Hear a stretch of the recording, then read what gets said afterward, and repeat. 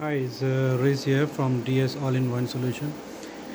So we did install here for 3 inverters, 3 batteries and 18 panels. Because of the 3 phase, so each phase we put each inverter and each battery. So this is number 1, so it's the 1 inverter, second inverter, the third one.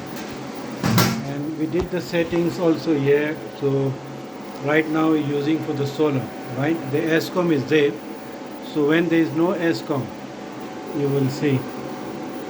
So this is a combiner. When you switch off the solar, you can see. So when you switch off the solar, then light also is changed.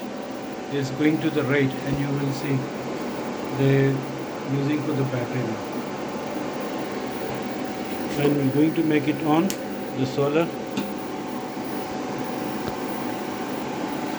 is going to the solar.